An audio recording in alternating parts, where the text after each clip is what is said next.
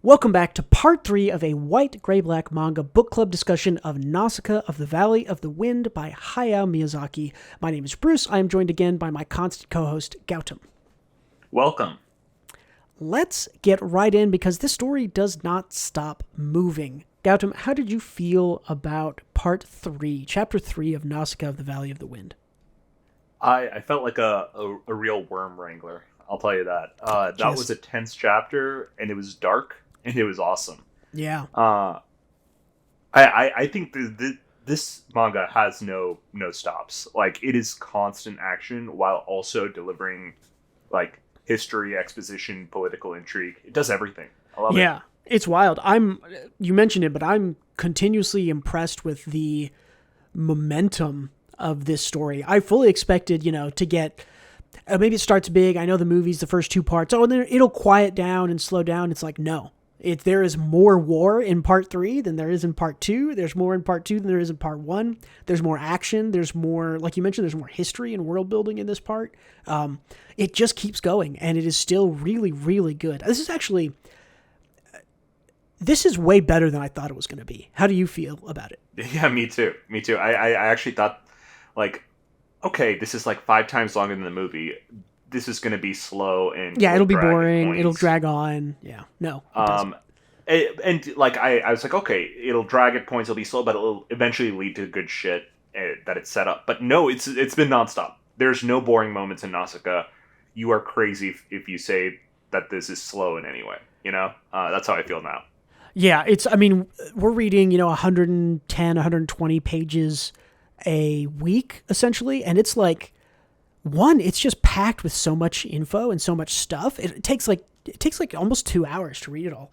I'm loving it. So let's chat about what's happening in part 3 now. Feel free again, jump in anytime you want to say anything. Chapter 3 is called the Dorok War, which, as we'll see, a lot of war in this. Multiple battles. Just a little bit, yeah. Lots of war. We start out and we get Ketcha, Yupa, and Asbel on the escape ship. Ketcha is the Dorok girl who served the Elder. She is distraught on this plane after losing the Elder. We learn about Miralupa, who is the sort of Darth Vader bad psychic guy we saw at the end of part 2. That guy is the Holy Emperor. I believe it's the Holy Emperor of Dorok is who they're talking about there. His younger brother. He's the Witchlock dude. Yeah, he's the guy who looks like a Chandler from Dark Souls. Yes. It's strange that they use the younger brother, and they keep referring to him as the younger brother. Mm-hmm. Like, I figured, like, most stories would use the Holy Emperor himself as kind of the antagonist. But yeah, no, it's just this little bro. Yeah, I wonder if we're going to get the Holy Emperor. I would assume we get the Holy Emperor later on at some point. I kind of assume we're going to meet the king of Tauromekia and this guy. Considering we're, like, technically not even halfway through this right now, I'm guessing there's bigger boulders to tumble here. So we also learn there's like a lot of exposition in this little plane flight.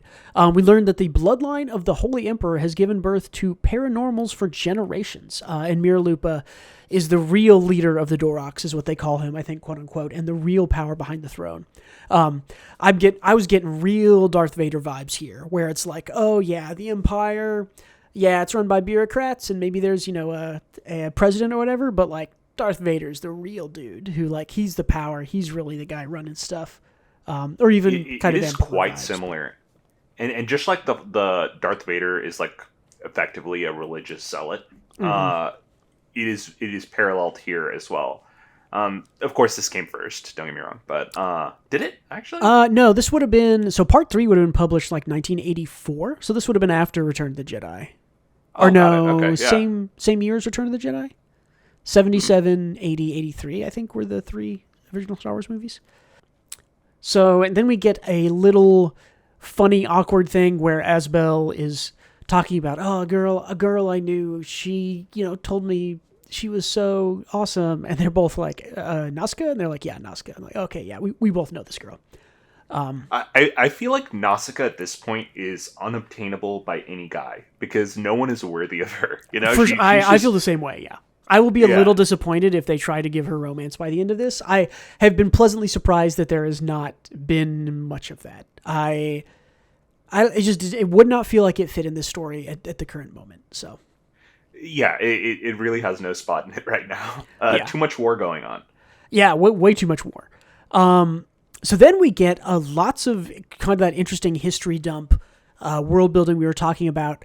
The growth, they talk about how the growth tanks that the Doroks were using at the end of last part, they were using to make the Omu that were previously, the Omu that they used to bait them in, and they said they could grow those Omu using just like little Omu parts, like any part they could grab.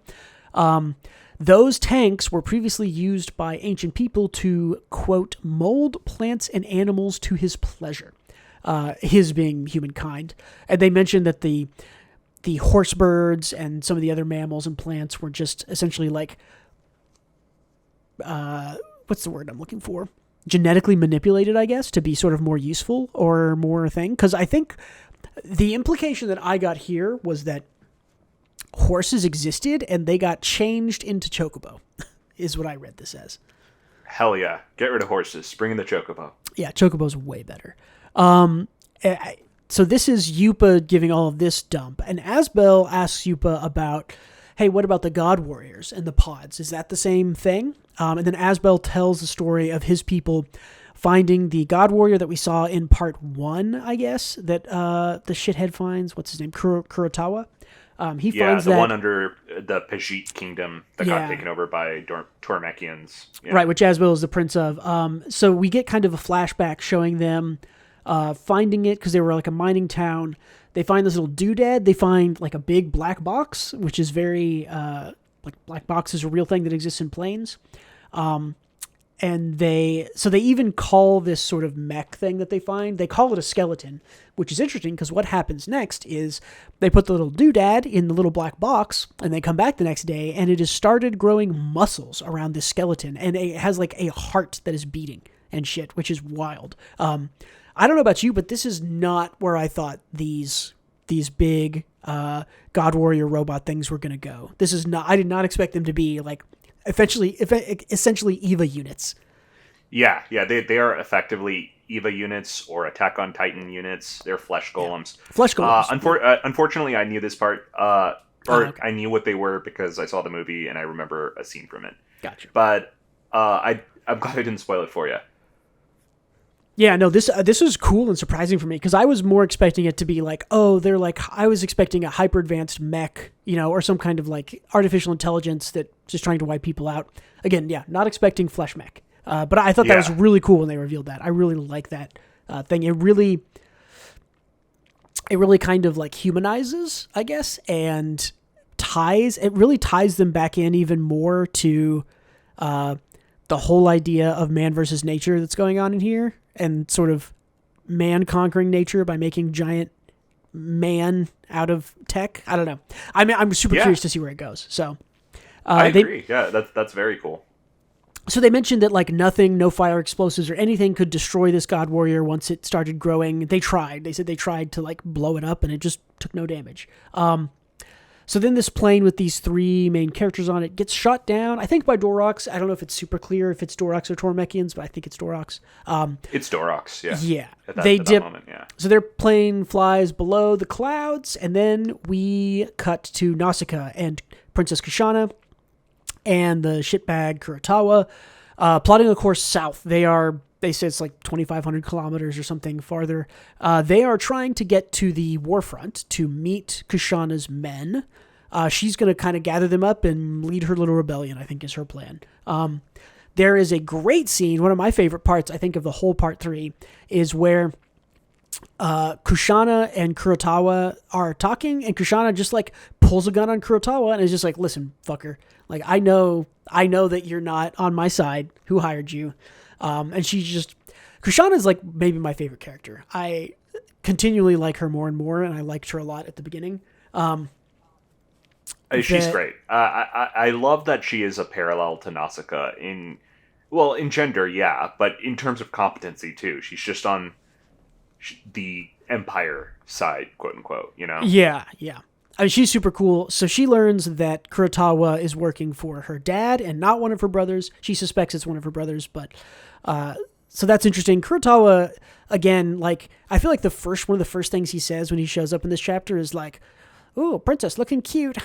Like this guy is slimy and I hate him. I fully expect him to die by the end of the story, hopefully. So yeah, I have no idea what'll happen to him, but I don't know. He's surprising as a character because usually, like these kind of villainous characters are cut and dry, but Kurotawa is like insanely competent for the type of character he is. yeah, he's a little bit different too. We'll see later on in just a little bit. He does a couple things that kind of make him feel a little bit better as a person. And then he has a line a little later that made me go yuck. Yeah, there's a lot of that. So at this point they're on the Tormekian cruiser, and Nausicaä smells something strange on the wind. Ooh, foreshadowing. The ship then gets attacked by other Tormekian army people. I believe this is her brother's Tormekian men, and this is full on civil war stuff is starting here. They clearly want to kill her. She's being attacked. Enemy of my enemy is friend of my enemy. Whatever. Enemy of my enemy is my friend. So they get attacked, but they I think they are able to dodge, and they dip below the clouds. They see a little town. Nausicaä jumps off the ship with her little glider to inspect the town below. She wants to just see if there's anybody to save or whatever. Nausicaä finds here in this town signs of potential miasma from the Sea of Corruption, which is weird because they say they're like hundreds of kilometers or hundreds of miles away from the edge of the sea, and it shouldn't be here, blah, blah, blah. More foreshadowing there. Nausicaä then goes to inspect a temple that appears unharmed. She goes, the temple's not on fire. Let's see if there's anybody in there. She opens it up and finds it burning from the inside. And there's like 2 babies in here that she goes and saves. Very much just sort of a cat in a tree. Yes, look how good Nausicaä is. She saved babies from a fire in a town. She is Jesus. But with that said, I actually thought that temple scene was really pretty dark because the temple they all died. Like everyone in the town evacuated the temple, locked themselves in, and they were too terrified to turn off like the one fire they had going, and they all died from smoke inhalation. Yeah, literally like what is it? Like turning your car on in the garage kills you eventually. Like the same kind of thing on a large scale. Of course, that sounds goofy when I'm saying it, but it was dark. It was legitimately kind of sad to see when you read it. Yeah, I mean, this is like, there's a lot of things that I'm reading in this that's like, this is like not quite berserk levels of like darkness, but it's like getting there. It's like pushing the envelope pretty far. Like, like a bunch of people locking themselves inside a church and suffocating and leaving behind 2 like babies who Nausicaä has to save. Like, that's pretty dark. Right. Yeah, that is dark. Yeah. But yeah, Nausicaä saves the babies, and go ahead. So I think the Tormekians announced that like, there's some men trapped in a well, and Nausicaä is like, she hears I think some kind of psychic call maybe from over there. She goes down the big well. There's a big bug that's like harassing 2 guys. She's like, it's clearly enraged. I think it has the red eyes. She mentions. She's like, don't hurt it, everybody stop. She saves these 2 dudes and communicates with this bug creature who the bug like eats her and then spits her back out. And then she's like, the power of the blue Omu blood on my dress has the power to soothe the anger of insects. So I guess they like licked her and were like, I feel good now, and spit her back out. I don't know. It was a little weird, but also it is not the first time she has literally just been like picked up by a bug and consumed and spit back out. It's like the 3rd time now. So I think it's not the Omu blood. I think it's just that's Nausicaä misunderstanding why the bugs that sounds right kind to her. Too. Yeah. Yeah. And I think there's like a good thing about this well scene is that she is compelled to help anything living, including the Tormekian soldiers. She pulled one out of the well and gave them instructions like, help this guy no matter what. Like help him by getting him fresh water, blah, blah, blah. And in return, people are inclined to help her the same way. Like, she's very much the leader of men and insects archetype, because she just inspires loyalty from everyone around her through her actions. Yeah, I mean, I think that's a big part of what happens in this chapter 3 is that Nausicaä, she sort of already had the loyalty of everyone in the Valley of the Wind, and she is starting to kind of exert her charisma power over everyone else. And she, starting here where she saves the 2 or 3 guys from this bug, and then saves the bug, and then the very next thing she does, all of these men are seeing her like put herself in danger to save them and to save babies and to look and try to save people. And yeah, like you said, she starts really garnering loyalty from the people around her. And and it happens again at the end of the chapter. So we're definitely moving of it is definitely a Jesus arc of more and more people are following her around now. So. Right. And again, it's another Jesus moment because it is very much through her actions.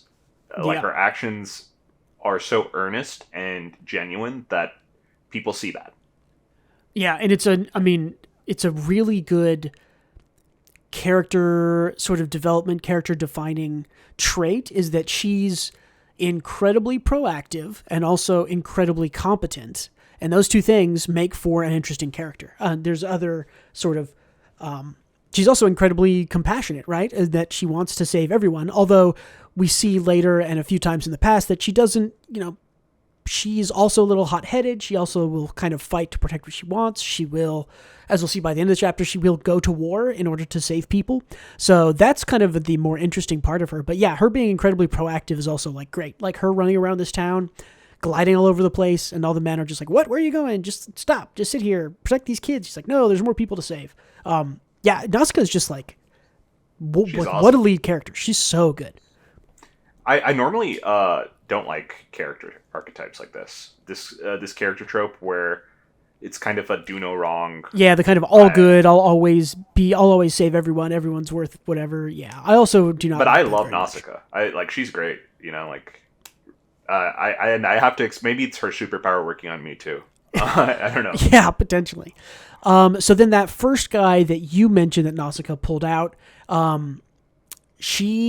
they bring him on the ship and he's like choking on his own blood and has spores and stuff in him.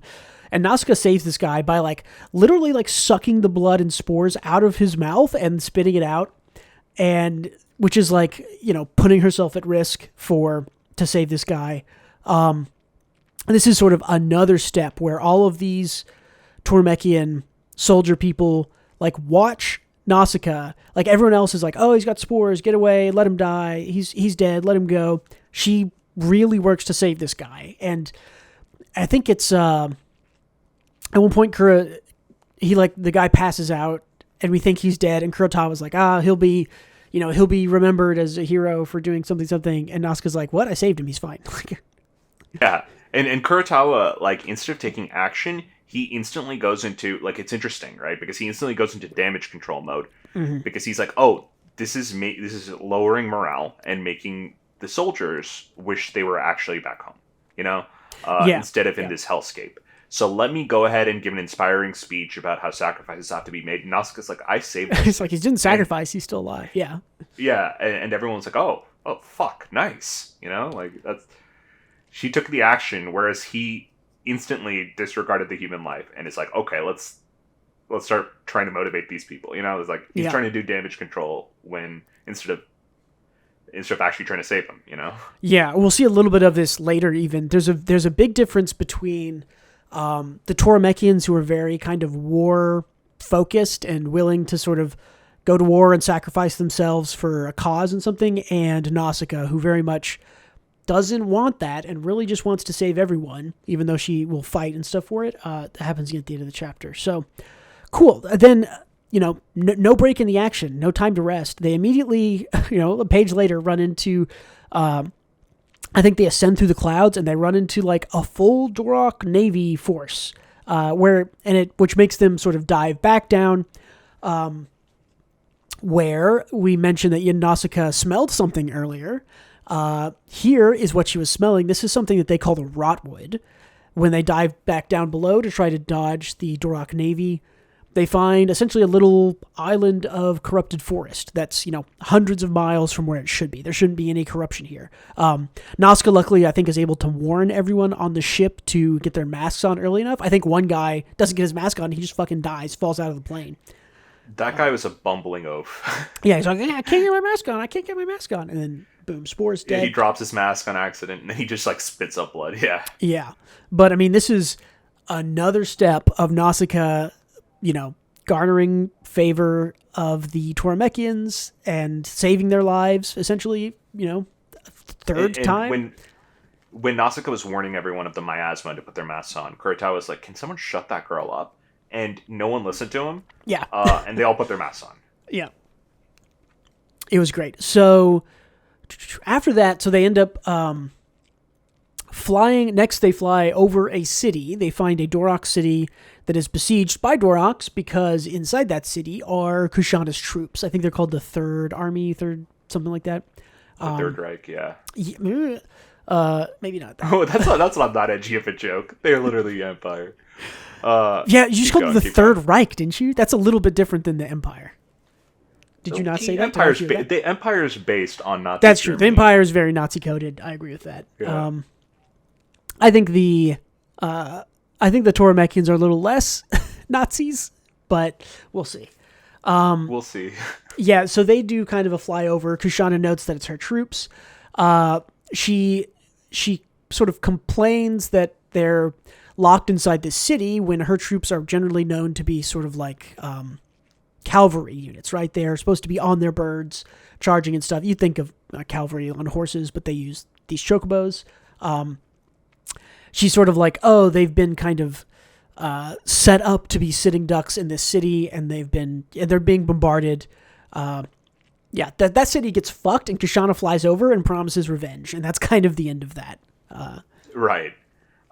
It's effectively her brother using her carefully trained unit as cannon fodder. Yeah, as a distraction to escape and weaken her. Yeah. It's very much it's war games stuff of her and her family. So they move on after that little town, and they find essentially another town. This is the sorry, there's another scene here. We cut then to some worm handlers. Interesting. They still suck. They are searching a downed ship. We aren't really sure where. And they run into some sort of new people that they call the Honored Ones. In this forest, we follow these Honored Ones kind of down into where they live, and we see that Asbel and Ketcha, who are probably from that downed ship, that's probably the ship we mentioned at the beginning of the chapter, have been taken captive by these Honored Ones and are now inside a little bubble protecting them from the miasma outside. Yeah. So the forest handlers hold the forest people in awe, and I think it says they hold them in awe and dread. I'm getting big kind of Dune vibes here of these forest people remind me a lot of the what are they called in Dune? The people who ride the worms, right? They're clearly more in tune. I forget what it was actually. Never mind. Yeah, well, they're more in tune with the environment, right? And they take advantage of the environment to use the local flora and fauna to their own benefit, because they, for instance, go and ask the bugs for eggs, and then they use those eggs to eat or to develop medicines or whatever for it, which is they weird. Coexist, yeah. Yeah, so I think these Honored Ones, these forest people, I think they're really important because it's the first, maybe the second time you could say that we've really seen a group of humans, of people interacting with their environment in more of a symbiotic cohabitation type way. I think we do see this a little bit in the Valley of the Wind, but here it is much more pronounced that, hey, these people are living with the bugs, they're living in the Sea of Corruption, and they are surviving and they are thriving by asking the bugs for eggs, which the bugs are giving them, etc. So I think that these are really important because I think this is something that Miyazaki is really a fan of, I guess you could say, is this sort of humans living sort of in a symbiotic relationship with nature, as opposed to it's being at being at ends with them, being in combat with nature. Miyazaki seems pretty obvious in what I've seen of him that he thinks humans should sort of live in nature and, use it and provide for it in both directions and be symbiotic rather than taking advantage of it. Like we see the Tormekians do, we see the Doroks doing. So I think these guys are important. And the perfect parallel is even the worm handlers, who are descendants of the forest dwellers. But the difference is the worm handlers kind of abuse their worms. They just use them as tools to get what they want. And they are disgusting, and I hate them. They're awful. And the forest people do the opposite. They love the worms, and the worms love them. Yeah, so really interesting. See, after that, we cut to another Dorok city called Zapata, which is again occupied by the Third Army of Kushana, and is under siege again. We meet there another shitty general whose name doesn't even really matter. He's trying to sort of steal all the treasure and escape on a ship and is going to leave all his people behind because he knows that he's been set up. Real shitty dude. We see the Dark Vader man, the black magic guy, getting in a Bacta bath. I say that if you're familiar with Star Wars, Bacta's the like healing bath that Luke is in Empire. But anyways, got it. This is very I guess Star Wars has like fully come out, so maybe he's just drawing from Star Wars, or maybe not, maybe it's coincidental. But anyways, Black Magic Man gets in this bath. He's like talking to his other people. He's stressing, you have to find this girl in blue. She needs to be found, captured, killed. She's very important. I'm trying to get to her. I can't get to her. And this dude is having a full freak out in his bath. He's like flipping his shit trying to get Nausicaä. So let's see. Next we see Kushana's ship then flies over these Dorok encampments surrounding Zapata, and laying siege to the city. And Kushana knows like they need to get into that town to save her men. And this city is not in as dire straits as the first one that was destroyed, but it's pretty close. So they fly over the Dorok encampment. They end up getting shot down. Kushana crashes their ship into the city or near it. I don't remember. I think near it, but near it, yeah. Yeah, most of the Tormekians and everybody inside escapes. Nausicaä gets out, and then she's like, "Wait, I forgot something." Runs into the fire, and everyone's like, "Nausicaä, no, what are you doing?" And then the cruiser explodes, and Nausicaä comes shooting out on her little glider, which is a pretty epic moment there. And then, let's see. So after that, Kushana kind of sets up shop, takes control of everything, talks to this shitty general who was running stuff, kind of pulls the I outrank you, you're going to do what I tell you on him, and gives him a stern talking to and basically says, you're going to be on the front lines with me, and he knows that is a death sentence. So... And it's funny, he actually outranks her in that moment, but the men are so loyal to her. That's right, yeah. That he can do. He's like, arrest her right now, and nobody moves. And she's like, anyway, and goes on with her speech. Yeah, which is great. Again, this is why Kushana is so interesting. Is it's like she's very similar to Nausicaä. She already has that kind of rapport built with her people that they'll just arrest a general who technically outranks her. So, yeah. So then we get a Force Ghost. This Dorok, the Dorok Emperor's little brother, the bad guy, the Dark Vader. His ghost tries to find Nausicaä in this weird little scene where he seems to pass her over, and she's being protected maybe by the magic from the Old Elder, maybe by her compatriots, maybe by her magical powers, maybe by her Jesus powers. I don't know. But it's interesting that she just kind of gets passed over there. I have a feeling that this guy's just a goon. Like, because Nausicaä looks at, like, the shadow full of hatred, which is him, passes over her, and goes and sulks in a corner. And she's like, wow, this dude's really pathetic. Yeah. He's just, like, crying that he couldn't find me in the corner over there. Yeah, it's pretty funny. But then, so Nausicaä recovers. The next big thing that happens is Nausicaä sees in this town that there's a bunch of Dorok captives, essentially. The people who used to live in the town are still there. And the Tormekians have them captured. And Nausicaä, like, pleas with Kushana to get her to release these people because they are not part of the war. She's trying to save people. This is pretty standard Nausicaä fare for trying to save everyone. So, yes. So Kushana agrees that she'll do that. She'll release them, and she even signs a little paper to it.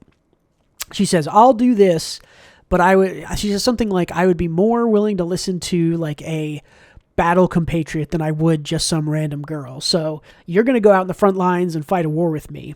and that's how I'm going to do what you're asking here. Which I thought was cool. Again, Kushana like is not an idiot and just like manipulates in the right way. It doesn't feel bad, but it feels a little, I don't know, it isn't really manipulation, but it is kind of, she's like using Nausicaa's in a way power, because she also asserted her dominance by making Nausicaä buckle up her armor for. That's true. Yeah, war. I didn't think about that, but that's a good call. Definitely a very sort of like zip me up, help me put this on. You are serving me in this moment. Yeah, that's a good call there. So Nausicaä, agrees to do this, which is kind of, I noted here as like, it's kind of wild and very un-Disney princess that, you know, the person that was like the bad guy in part 1 and even the bad guy in a lot of part 2 has like asked our Disney princess character to come to war with her in order to earn, you know, the freedom for these people that she cares about. And Nausicaa's just kind of like, yeah, I guess I gotta. She's like, sorry. She says like, forgive me. I gotta go to war. Which I think is cool. And it's what makes Nausicaä interesting is that even though she's this sort of like very pure, very good, very wholesome character, she's also like, okay, guess I got to go to war, and fucking suits up and takes her sword and her warhorse and goes to war. She's but one person and has to pick between the lesser of two evils. Yeah. There's a lot of lesser of two evil stuff in this, that Nausicaä often is forced to make those choices, and she does, and that's very interesting. So after this, we get sort of our big climactic action scene of this chapter, which is really cool. I guess I'll mention it here. I think the art in the book is improving, at least the clarity of me reading it. I really didn't feel as lost in part 3 as I did in the other 2 parts. I feel like it flowed a lot better. I feel like there are panels when there's low action that is like very much just lines, you know? But when the shit gets going, Miyazaki really flexes a little bit. It looks good. Yeah, I think it looks really great. I think it's looking better. And I know that I think starting after part 3, I think he wrote part 1, 2, and 3 sort of like in sequential years. I think starting with part 4, he took like a year or 2 break. Like basically he's like making movies at this time, and then he'll finish a movie and go back and write 8 chapters of Nausicaä and publish them. So like the first chapter of Nausicaä, I think, is published in 82. And I think the last chapter of Nausicaä is published in like 97 or 95 or something. So, his art is gonna change between all of these now that we're here. But anyways, big action scene with this with Kushana and their men in the city going to take out the Dorok war lines. Here's the sort of play-by-play of what happens. They blow a hole in their own wall that gives them smoke cover, which lets them do the claw horse charge out. All because they're, like we mentioned, they are cavalry units, and Kushana knows this and wants to use them as cavalry units. That's where their strength is. They go to take out the big guns. They end up taking out, I think, all of them. There's a neat scene in the middle of this where they're trying to aim a gun low enough to take out some of the cavalry, and they end up kind of like exploding dirt and aiming it down, which is very cool to shoot a big laser. Nausicaä ends up using her gun and her like sound bullets, which she uses in chapter 1, I think, to distract or try to calm down the Omu. She fires one of those when the enemy cavalry is charging, and all of those creatures get kind of stunned. So she ends up like buying a huge amount of time and saving the army. A bunch of Kushana's elite men, like I think 5 or 6 of them, go to protect her. They're like, again, this is kind of the loyalty she's been building here. These 5 guys go, that little girl just like shot 4 bullets and saved an entire wing of the army. Like, we're going to go make sure she lives and does what she needs to do. All of those guys die, of course. Protecting her, yeah. Protecting her, yes. And then Nausicaa's bird gets shot. They're all kind of sort of running away from the charge. They're trying to retreat back to the city. Nausicaa's bird Kai gets shot and collapses down. The Doraks surround her. They kind of beat her up a little bit. The whole time Nausicaa's like sort of pleading with her bird to get up and run. And then her bird, I don't know if it wasn't super clear to me whether it was like, oh, it was just injured or if she actually revives it. I think someone mentioned at the end, like, oh my God, she like revived her bird and it came through, but no, I was kind of curious about that too. I didn't know if she had like Rey from Star Wars healing powers. She didn't revive the bird. The bird just cared about her. Yeah, it just kind of gave its last hurrah. Yeah, exactly. Yeah. Yeah. So the bird sort of gives its last hurrah, like pushes back all the guys surrounding her, kicks them off, is able to run back because it's faster, carries Nausicaa all the way back. As soon as they get into the city, her bird falls over dead. We get, again, Nausicaa is very sort of caring about death. And instead of being like, yay, we won, she just, hugs her bird and says thank you. And Kushana here does something, again, this is why Kushana is such an interesting character to me. She's like, bury that bird with like military privilege. We're not going to eat it like we would ours that went down, which is cool. That's cool. She's just like a cool, nice decision she made. Yeah. And I have to wonder if that decision was made because she respects Nausicaa's actions and during the war, or if it is because she knows her troops respect Nausicaa, and I think it is a play from that angle. I mean, I think it's a little bit of both, right? I do think Kushana respects Nausicaa for going to war with her. I think she respects her for saving her men from the charge with the little sound bullets. I think she respects that. I think she is also seeing that, hey, her men are very much being influenced and sort of they're very invested in Nausicaa surviving. They like Nausicaa. They want to follow her. Before she returns, there's a scene where all of the Tormekian troops are like, they ask him to, I put the close the gate meme in here where it's like, close the gate. And it's like, wait, Nausicaa isn't back. Okay, like leave the gate open. It's like, well, but the enemy might come. Okay, close the gate a little bit. And then it's like, here comes Nausicaa, open the gate. But when she returns, there's like a huge cheer from all the army. Like they're like very happy. And they ask her about the like elite knights. And she's like, they gave their life to protect me. And they're all like, cool, that's good. We respect you even more because they did that actually. And then the end of the chapter is just a scene of all of the Doraks that were in the city being released and going back to their army, and the Dorak army kind of seeing that. And then that is the end of part 3. I will mention one thing because I have a feeling it might come back in later. Otherwise, great synopsis. Beat for beat, all the relevant points. There is the Dorak commander, is one of the priests who works for the Emperor and the Emperor's little brother. Mm-hmm. He was pretty damn competent during that segment. Unfortunately, the people surrounding him weren't that competent. And he shouldered the blame for the military failure and said, feel free to send me to a monastery, I'll do my penance. Right. And the Emperor's little brother said, normally I would tell you to fuck off and go do your penance, and I'm still going to demote you, but you're the only one who's seen Nausicaa in person. Yeah. So you're going to stick around here a bit longer. And we get to see the priest's face and whatnot. He removes his mask. So I have a feeling that he will come back around in future chapters as a relevant character, be it good or bad guy. I think good guy. He does seem very much sort of like an unnamed dude who suddenly saw something or did something important that's like been given a name, and that kind of gives you like presence in the story, I guess.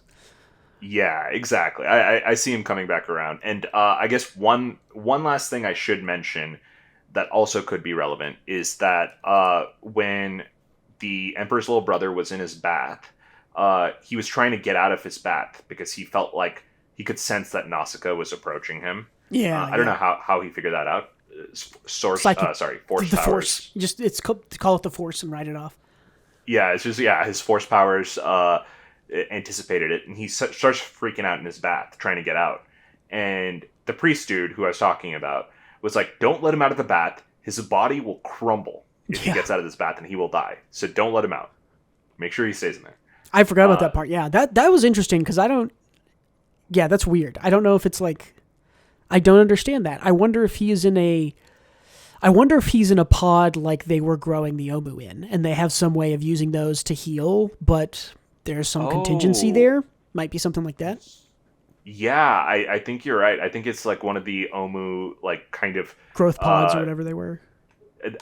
Yeah, exactly. It's like not terraforming. That's like changing the planet, but like I don't know, evolving. Like I bet like the Emperor and its Emperor's little brother were like created in the pod or something that, because potentially.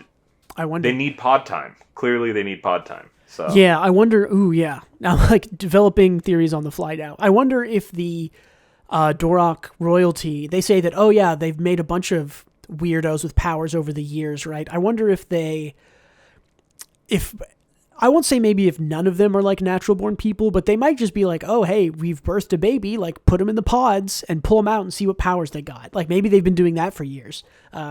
Something like that. Or maybe, very well, it could be. Or maybe they even created the royalty in the pods to be leaders. I also could be that. I definitely also could be there's no sons or daughters. They just grow them in the pods, and that's how they do that. So yeah, that would be really interesting. I'm curious to see where that goes.